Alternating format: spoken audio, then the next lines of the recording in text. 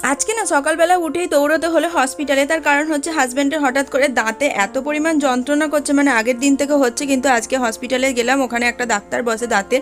তো সে মানে ওনাকে দেখানোর জন্য তো হাজব্যান্ডের সাথে আমিও গিয়েছিলাম, অনেকক্ষণ রোদ্দুরে বসেছিলাম।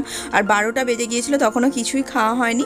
তারপর আর ভিডিও করা হয়নি, এটা প্রায় 2 দিন পর ভিডিও। এখন হাজব্যান্ড অনেকটা ভালো আছে। আর আজকে না বোন এসছে আমাদের বাড়িতে, ওকে আজকে আইবুড়ো ভাত খাওয়াবো। ওর তো বিয়ে সামনেই, তোমাদের অনেক আগে একটা ভিডিওতে বলেছিলাম বোনের বিয়ে।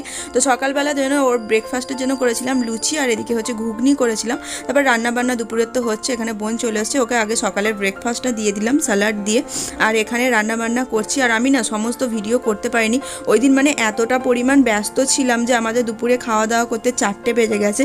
তাই ভিডিও অনেক কিছুই করতে পারিনি। আমাকে অঙ্কিতা জোগাড় করে দিচ্ছিল, আমি রান্না করছিলাম, আর ভাইও এসেছিল।